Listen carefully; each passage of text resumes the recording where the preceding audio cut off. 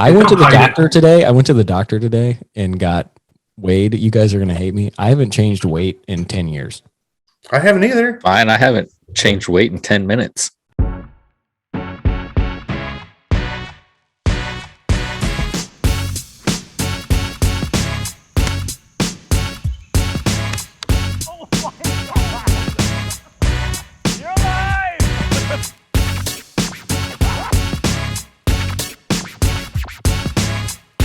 Welcome to another amazing episode of Gripping Golf Podcast. I am your wonderful, gracious host here, Billy Daniels, coming to you from the brand new Billy's office/studio of Gripping Golf. You'll see this change progressively over the next few episodes, would be my guess.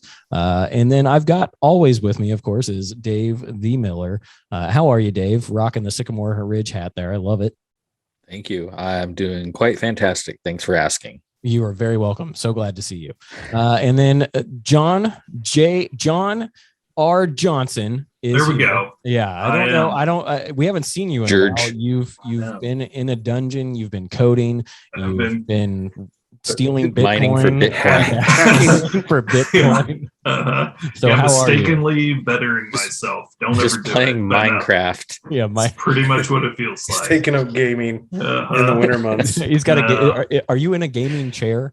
Or is that a gaming chair? I'm in a very nice leather real office chair, not one of those crazy. It could be a gaming chair, John. Rock hard gaming chairs, and the thing's made out of mesh. Would you describe it as an executive chair? Yes. That's the level that you escalate to. I am not an executive by any means, but I want his the comfort desk of and their furniture. chairs. His desk and furniture is rich mahogany veneer. I would assume there's many leather-bound Nothing books. but Veneer. The Veneer. best that Office Max can provide. Yes. Not Office Depot? No, I mean, It smells of wood glue and mahogany veneer. Yes, it does. Mine's And IKEA. it disintegrates in about 5 years. Yeah. Why is Just this don't moldy? sit on the top. Exactly. It absorbed all the humidity from your house. It's swollen and rotting. And then lastly, the Peter the Hog Hansen there. How the heck are you? Coming in a green. You got the Doing green well. hat. You got the green sweatshirt. We can see the stock market in your glasses, and It's you going are up. so good. Yeah, it's going up. So how are you? I'm doing great. Yeah, coming. Yeah. You have fully recovered from The Rona, COVID-19. I have Omicron. a little, probably like a little nasally, but yeah. A little Had- you don't sound Last Thursday was a little rough, but that was about it. Yeah, about 24, 48 hours. I checked on you. I texted you and You said, did. "How are you?" It probably meant a lot to you. Just go ahead and say it. It meant a lot to It did. I actually printed the picture and I framed it, and it hangs over my bed. you. We can put it in Mop the. and We can bucket. put it in this new office. Yeah. I'll let you decide who's What's the mop and who's the bucket, but We don't that's know. you guys. Yeah, we. Does it We don't matter know. who's who? Yeah, They I just think go it's pretty together. obvious if you use your imagination. Fair enough.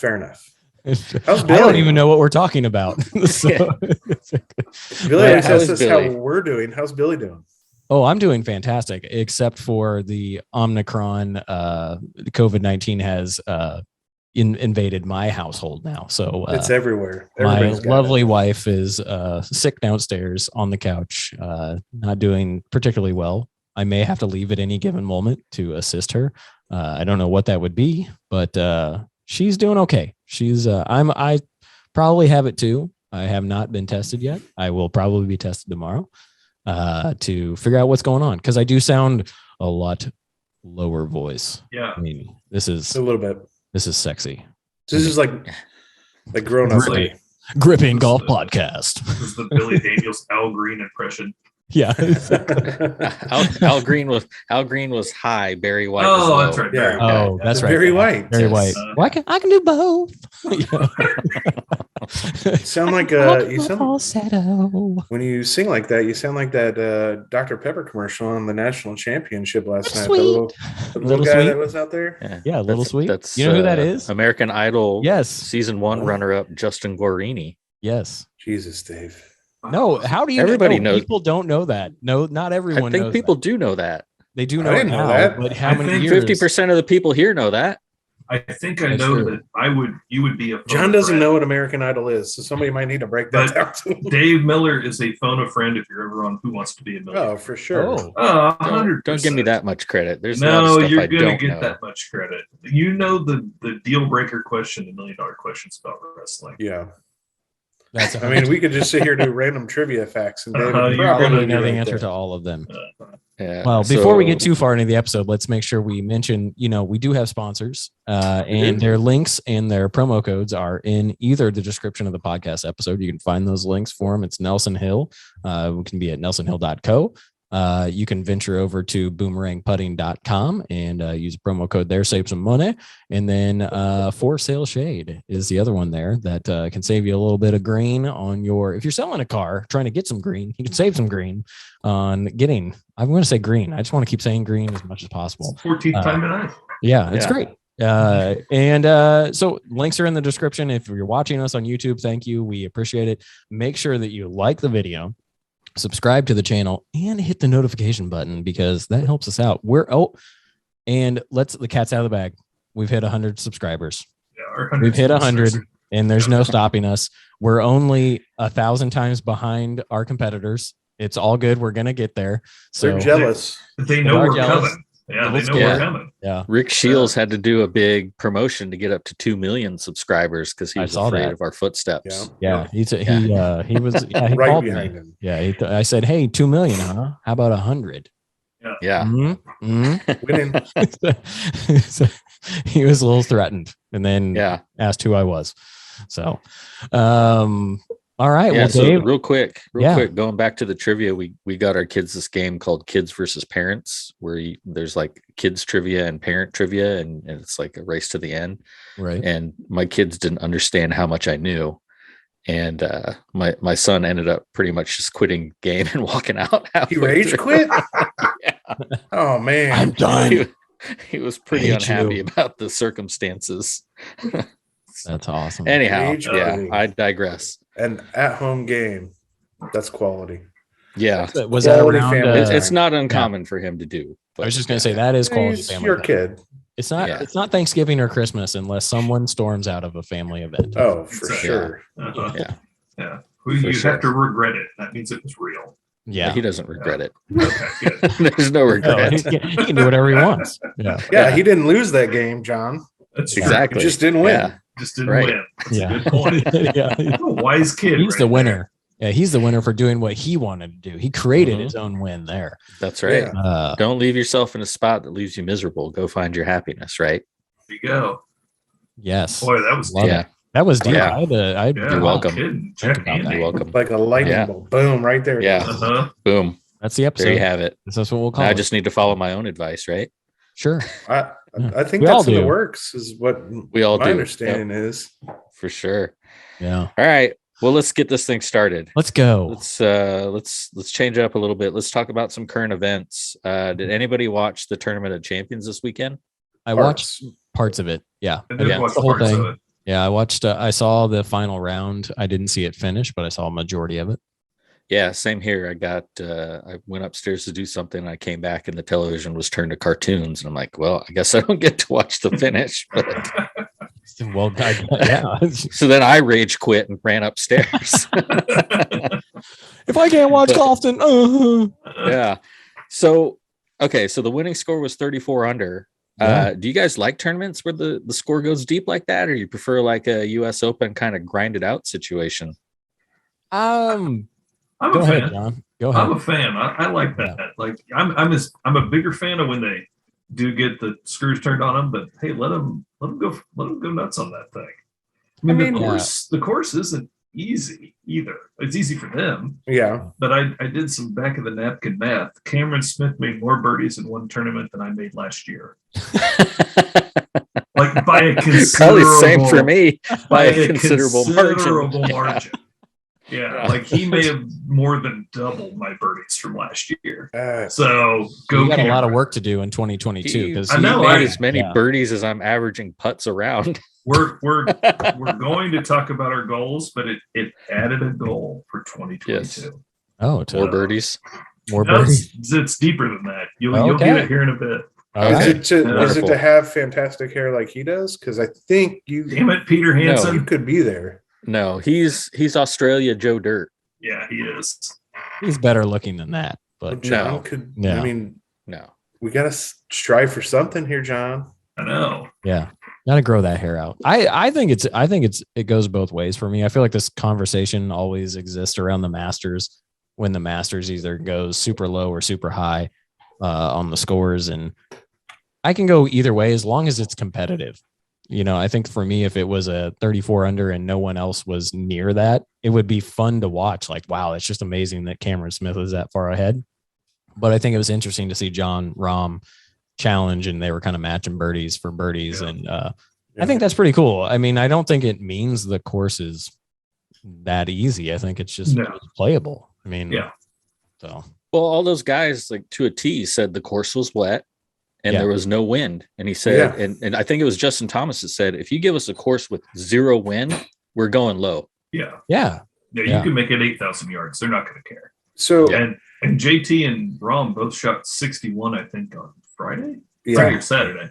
It's amazing. Some crazy low scores. Yeah, they had something like 16 inches of rain or something in the 3 weeks leading up to it. So, what do you think we would have shot on that course? Oh, a 92. I would have been in the mid to high 80s, I'm sure. Yeah, that's what I was feeling. So here's my thing. I agree. It's fun to watch them go low like that. But let's be honest.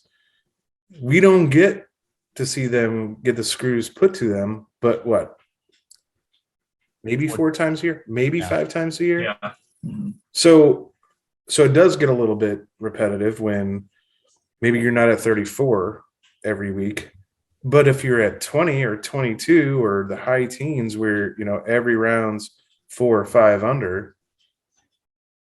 Yeah.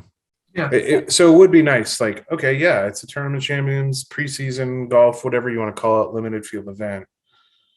Have at it. Like, we're going to go have fun. But, you know, come back and, like, do it so that your next week you got, I mean, I don't know if you can do this, Sony, but you get 3.5-inch primary rough, you know, right. And it's not a long course, but if you're not going to hit it down the middle or you're not going to be able to shape a shot, you're not going to score. Yeah. That I would tune in probably way more for that, because that's really highlighting their skill.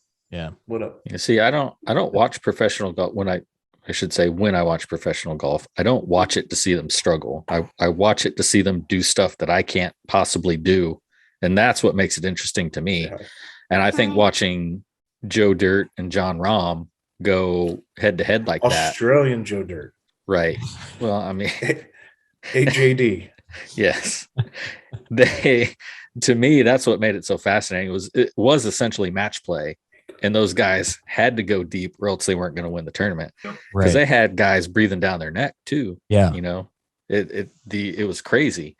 But what I think is another question I want to ask is, say you're Jason Kokrak, I think that's who it was, that only shot -7 on the weekend. Like, how do you feel when there's guys going 34 under and you only managed to 7 under? He still got paid like $108,000. Well, sure. I'm sure that made him feel good, but like, you know. I think Homa tweeted something like, I only missed the lead by 22 strokes or something like that. like close, but no cigar. Homa sent that? Yeah. So it was Homer, some witty tour player said something to that effect of like, I was only 22 strokes off. I think it goes to show that it's just when you're on your swing, you can play really good. Like when you're feeling it, your tempo's there and everything. So I think that's what, to me, I'm not saying that these, you know, like Lucas Glover didn't feel it, but yeah, I just don't. I think it's just one of those things where when you're playing good golf, you're feeling it, you're confident, you're stepping to every stroke, just feeling like I'm going to make this. Same with putting. So and when you have that. Those guys tend to feed off each other. So if you're playing golf with somebody that's really, really good, whoever's playing with them is also likely going to play really, really good. Yeah. Well, look at the Ryder Cup majority of the time. Yeah. You know, the Ryder Cup is one of those things that it's one of those things that they just feed off of each other's energy. If someone, you know, I go back to the Rory Patrick Reed match where it was just chaos at times because there was so much energy between the two of them pushing each other. And I think you do see that really, really well. Yeah. And I mean, I think that is the far end of the extreme of the example. I mean, I think you get that in some tournaments, but I'm not seeing it at the Travelers Championship or something like that. Not to that extent. I think it happens, and they do feed off one another, just like when we're playing and you got a good match going. Definitely get that. But if you had to pick, Pete, of the three of us, who do you feed off of the most? It's like when we play. Well, like we've played together. Golf. Yeah, when we're playing golf. I don't know. I mean, Dave's, you've been my league partner for how long? Ages. I mean, I feel like peas and carrots. Didn't you post an ad on Facebook about looking for a new league partner? I think it honestly what we're playing. There's been some, like when we play in league, like definitely have fed off one another. Now, my game has been in not the best shape to necessarily back it up or bring it, but there's that. And I think when we play the foursome match, when we have the big Nassau, when we have 3 or 4 groups out there, that's fun. I mean, when you're not necessarily competing so much in your foursome, but your foursome is pushing along, where you just kind of all feed off one another. I don't think there's one person that always leads the charge. Yeah, it reminds me of what you just said. Reminds me a little bit of the before the Spring Hill Invitational, the Friday afternoon, where it just was everyone was out there playing the horse race. There's so much energy about, and I'm sure there were some people who were probably nervous, but some people weren't, and they just played phenomenal golf. And that putt being on that 10th was incredible. Yeah. So it's just really cool. But yeah, I think for me, I don't want to see the screws turn to him, but I also want to see him struggle a little bit. But I'm not saying every weekend. No, but it's good to once a month at least. Give me a.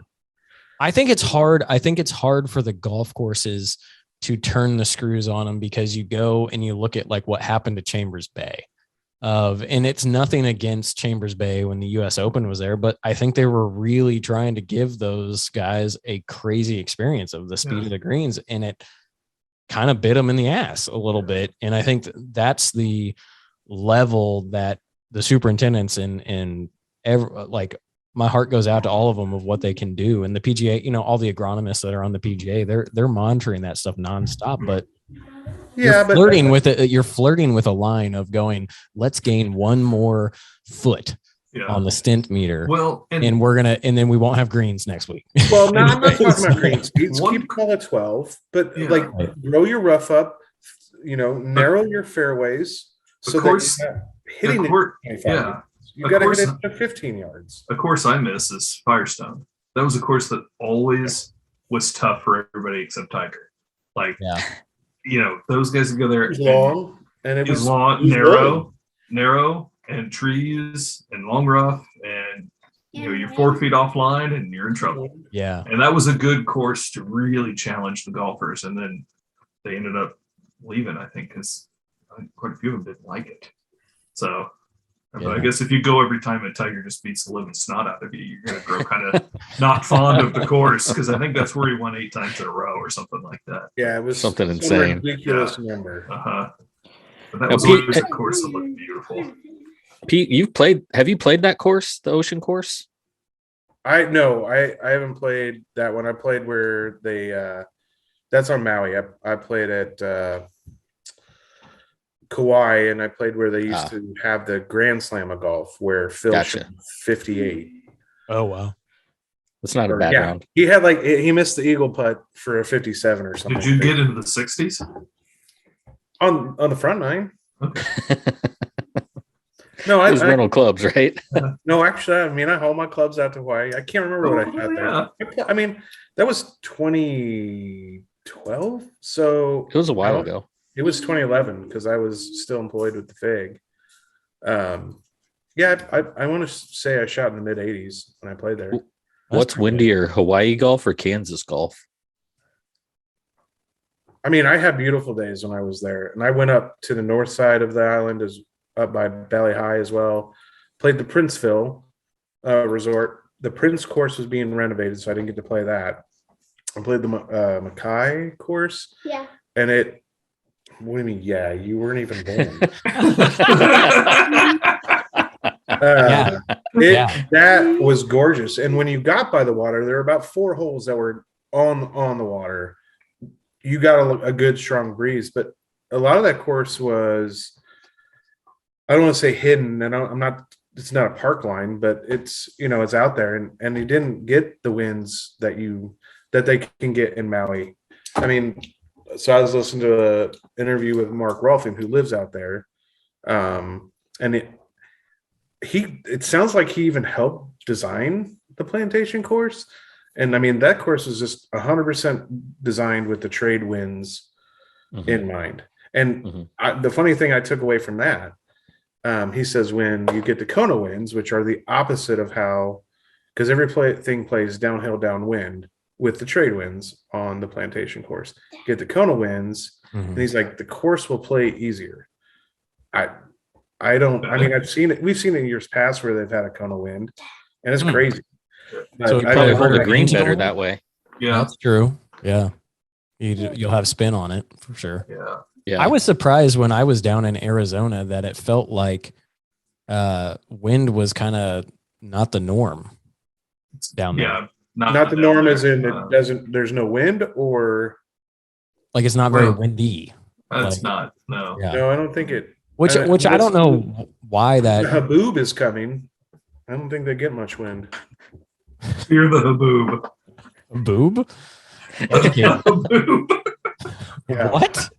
It's a big sandstorm. Yeah. Oh, thank you. Yeah. Look at me, uneducated. No, you're a boob. Sandstorm is a haboob. Haboob.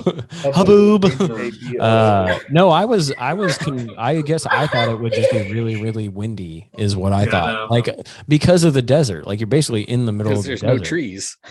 Yeah. Like I was like, and then we get down there and they're like, oh, it's really windy today. This is not normal. And I'm like, 25-mile-an-hour wind isn't normal out here. And so it was quite shocking. And then the next day it was like 10 and it was perfect. It was hot and it was like I don't 63 ever degrees. remember it being super windy In Arizona. Yeah, but it was July and it was just hot. Yeah, it was hot in April when John and I went. Yeah, and according to Doug, 10-mile-an-hour wind is a lot for there. That's crazy. Every time I've been there to play, there's been no wind. It's dead still. Yeah. That's crazy. Which surprised me. So like I was definitely intrigued of like, okay, I want to come back here if this is what we're doing or not having a lot of wind. It just made me think, wow. So I wonder what the meteorological reasons for that is that they're just under pretty much overall general same pressure in the area. The jetway probably doesn't go down there would be my guess. Like that's a good point. Yeah, the jet stream. We should probably get jetway. No, it's a jetway to me, and it's a boob. Yeah. Yes, the jetway puts you on the plane. It's gonna spin up a boob. Fell off the catwalk again today. Yes. I don't know, Harry. Right, said Billy. Yeah. All right. Well, cool. Do you guys see? We don't really talk a lot about ladies golf, but do you guys see that there's a new sponsor for the U.S. Women's Open? It nearly doubled the purse. What do you guys? Dang, what are you guys' thoughts on that? Yeah, I think it's amazing. Good. Yeah. I mean, about time. You got to grow it somehow. I mean, you look at, Europe and a lot of their, I mean, the only majors that we would qualify. Well, no, the two there, they have the Evian Masters. Isn't that a major? Yeah. Yeah. And that's been obviously sponsored by Evian for 10, if not longer. Yeah, I mean, they deserve to get as much money as they can get in that tour, and they went from 5 million to 10 million for that That's tournament. awesome. Yeah. And yeah. They announced all the different rotations that they're sending it to. I don't know how far out. I didn't look, but I've heard they're going to some pretty high-end places to play. They've got them scheduled out through 2041, Yeah. I believe, and yeah, they've got some really nice courses on there. So Here's the interesting stat that I saw on the prize money. They said in 2021 there were 3 athletes on the tour that earned more than $1.8 million for the entire year. Now, if you win entire LPGA, right, Wow. for 2021, How many? 3. Wow. What They do said you know? now- Do you know what the PGA Tour is? Just well, compare. you get roughly it's 1.1 for a winner win? on a normal. Yeah, Yeah. I'd say most of them are making over $1 million easily. Yeah, you talk they're about, doing like, okay. Players, US Yeah. Open, Masters, Wow, Yeah. that's a they're like huge difference. 1.9. Right. So three ladies on the tour, 3 athletes earn more than 1.8 million. Now the winner of the US Women's Open gets $1.8 million. So you can Good. earn that by winning one tournament now. Wow. So hopefully more sponsors follow suit and more money gets poured into that tour. Because I don't know if you guys have seen some of the stories. There was a lady on the Symetra tour, the feeder tour into the LPGA. Basically, what she was saying is if you're not in the top 10, you're not making any money and you're barely getting by to even survive. Yeah. Yeah. Wow. Yeah, I've read articles where they're saying that, Symetra Tour and other feeder tours that, golf is not your primary occupation. Like, you usually have another job. Where you look at the Corn Ferry Tour or some of the other mini tours, like with a lot of the sponsors exemptions and maybe some of the endorsements, I mean, they're not making the millions, but they're making a living wage where Well, and it's enough money that if some of the tour players aren't participating in that tournament, they'll go play the Corn Ferry. Like when the Corn Ferry comes to Kansas Yeah. City, I don't necessarily know if that's the case for the LPGA Tour, because if There there's were no money in it, why try? 74. Sorry, John, to cut you off. No, go ahead. 74 people earned more than $1.8 million on the PGA Tour last year. holy crap. That's So crazy. this, I mean, this needed that's to the happen top- bad. That's Yeah. everybody that makes the first cut at the BMW, right? Am I right on that one?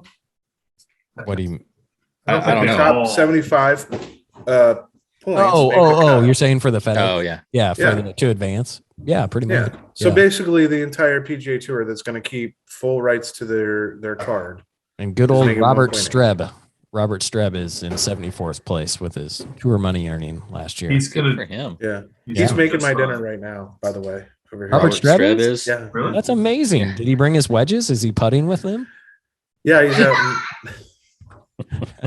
I forgot he Sounds did- a little young. I'm just gonna throw that out there. Yeah, exactly. So you're calling someone Robert Streb in your in your It's office, just in your it's kitchen? just Sam. Nice. They're like Sam. Stop. That's his nickname. So it's interesting. I don't know how many tournaments the LPGA has. I know compared to the PGA Tour, maybe half. I don't know. Yeah, they lost a lot over the last couple of years, and They they're have. slowly starting to get them back. So I would love to see more tournaments, more money to that, but also kind of grow that side and get it. Because I watch ladies golf. I have no problems with it. Some of those ladies they've got just the most buttery smooth swing Yeah. that you're ever gonna see. And that's the thing about the ladies golf. It's more closely relatable to the golf that we play, other than they hit it much straighter than we Yeah. do. And make a But as lot far as more distances and putts. stuff, yeah, Yeah. absolutely. Yeah. And I think part of the deal with the LPGA is obviously just it's a whole conversation you can have about the disparity between men's and women's sport.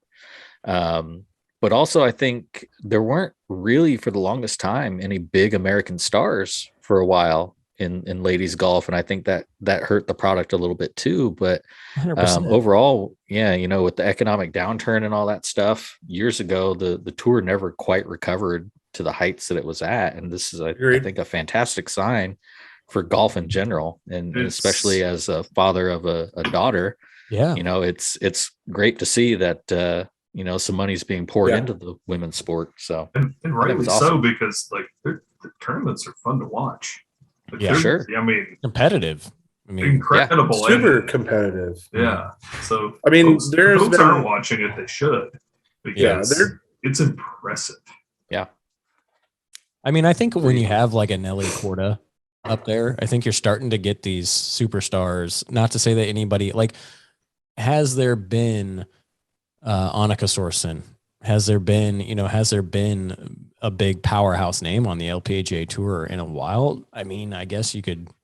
There has been, but because they've been Korean or Thai, the United States press isn't really covering them as much as they would a Nelly Korda. Right. Yeah, which is true. But I think for and you know what, maybe that's not fair. We're saying this very from a perspective of in the United States, of watching this. So it could be, that it is growing immensely other places than here, and so. Maybe they need, like, I mean, you look at Lexi Thompson is still up there in the top 10 for money earnings in 2021. And I don't know if I ever got to see her play last year.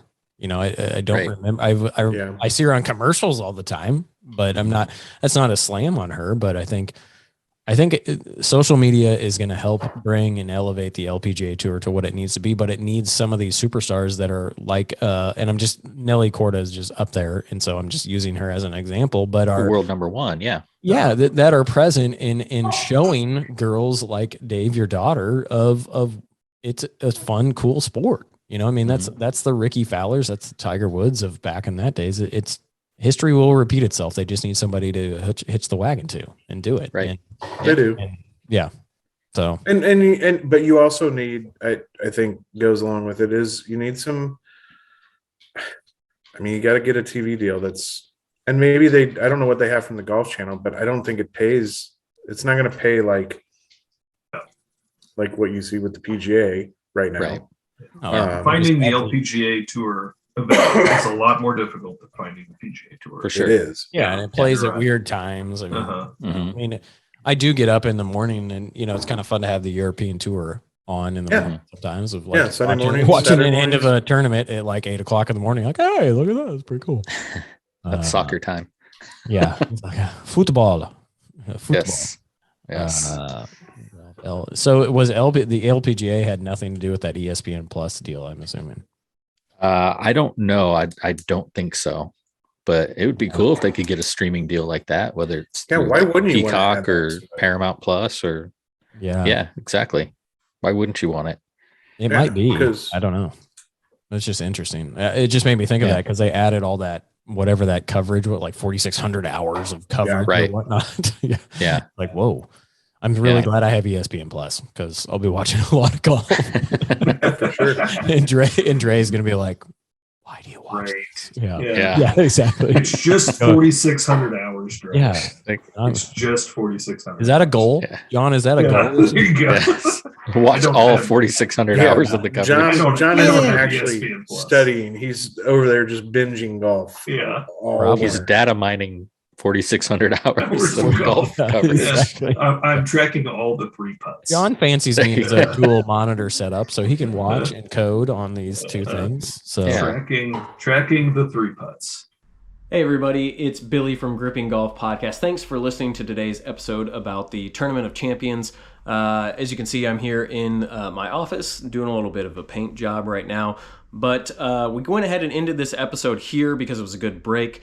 Be sure to tune back into the next episode where we discuss our goals for 2022, specifically Pete's goals. He has a lot of them. But thanks for listening. Be sure to like and subscribe this video, or like this video and subscribe to this channel. We appreciate the support. We're seeing big things in growth at Gripping Golf Podcast. So thanks again for all the support and appreciate it.